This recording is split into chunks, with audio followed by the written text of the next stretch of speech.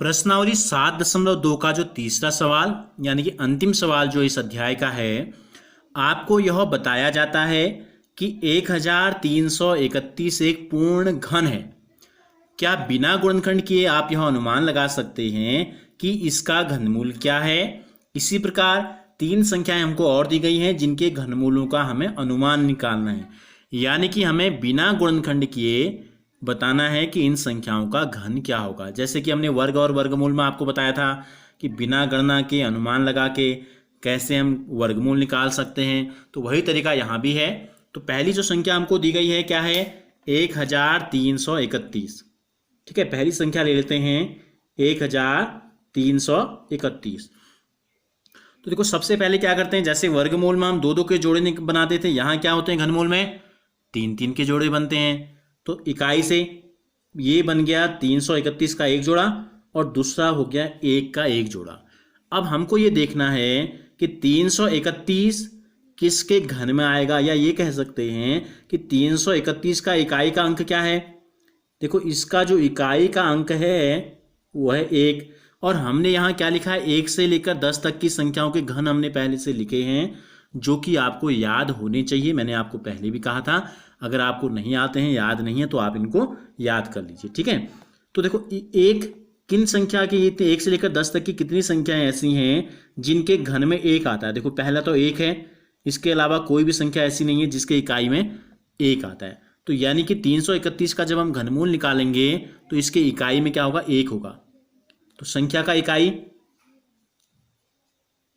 1 है, तो घनमूल का इकाई क्या होगा। देखो घनमूल का जो इकाई का अंक है ये भी होगा 1 ही, हमको पता चल गया। अब दहाई में क्या है 1, दहाई में क्या कौन सी संख्या बची है, दहाई में केवल 1 अंक बचा है 1, और हमको ये देखना है कि 1 किसका घन है। देखो 1 एकम 1 एकम 1 को 3 बार गुणा करेंगे तो हमको कितना प्राप्त होता है, 1 प्राप्त हो जाता है। तो सीधे सीधे ये तो हमको पता चल गया कि इसका जो घनमूल है, ठीक है, घनमूल का इकाई और घनमूल का दहाई जो आएगा इकाई के बाद वो कितना आ जाएगा 1। तो इसलिए 1331 का जो हमने घनमूल निकाला तो कितना आ गया, इकाई भी 1 और दहाई भी 1। तो आपको यह बताया जाता है कि 1331 एक पूर्ण घन है। तो क्या बिना गुणनखंड किए हमने अनुमान लगाया तो इसका क्या आएगा, इसका जो घनमूल आएगा वो आएगा 11। इसी प्रकार जो दूसरी संख्या हमको दी गई है 4913 हमको दी गई है। देखो 4913 क्या करेंगे, 3 का जोड़ा बनाएंगे इकाई से, 913 1 हो गया, 4 1 हो गया।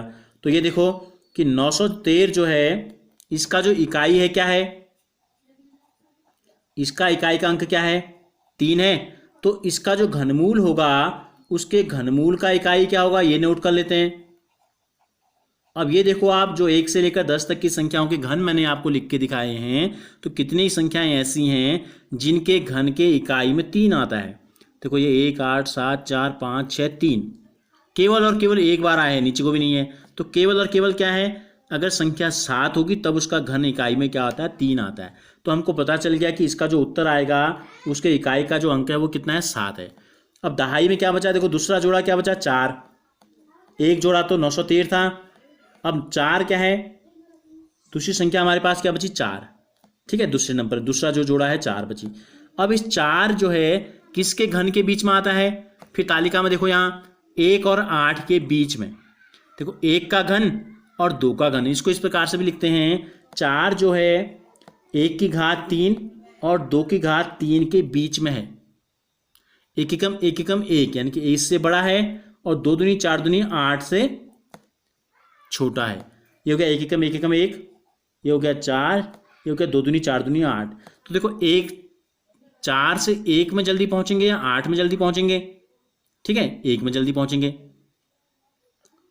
तो निकट क्या लेते हैं, पहले वाले को लेते हैं। ठीक है, तो छोटे वाले को लेते हैं, अगर 4 से छोटा जो है उसको लेंगे। तो क्या है 4 से छोटा क्या है, घन जिसका घन 1 है 1 है। तो यानी कि इसका जो दहाई का अंक हमको मिलेगा, चूंकि हम अनुमान लगा रहे हैं तो दहाई भी इसका 1 आएगा। तो इस प्रकार से 4913 का जो घनमूल का हमने अनुमान लगाया, देखो इकाई का अंक 7 और दहाई का अंक 1, तो इसका जो घनमूल आएगा ये आएगा 17। तीसरी जो संख्या हमको दी गई है वो संख्या है 12,167, 12,167 जोड़े बनाओ।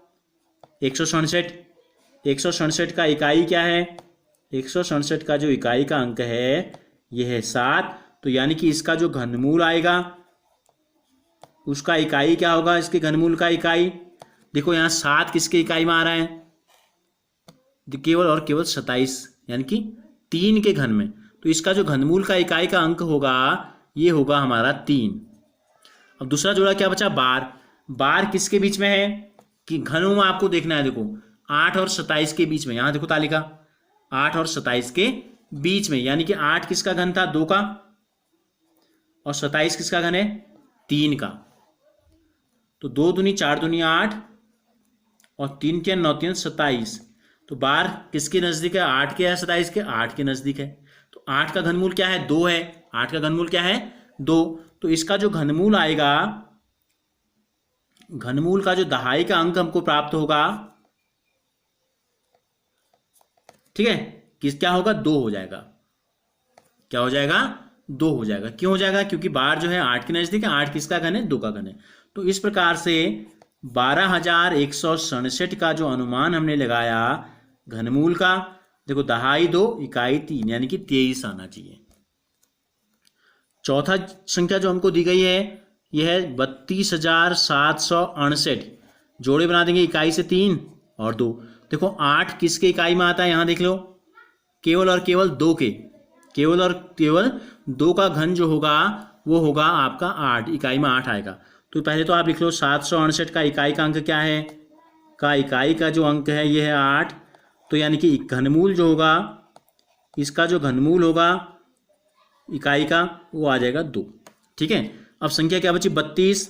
तो घन में देखो 32 किस किस के बीच में है? 27 और 64 के बीच में है। 27 और 64 के बीच में है। तो 27 या ऐसे भी लिख सकते हैं, यहाँ 27 लिख दो, यहाँ 64 लिख दो। 27 किसका घन होता है? 3 3 9 3 27। 64 किसका होता है? 4 चौको 16 चौको 64। तो किसके ज़्यादा नज़दीक है? 27 से बहुत ही कम नज़दीक में है। तो यानी कि इसका जो घन आएगा, घनमूल आएगा, घनमूल का जो अंक आएगा ये आएगा 3।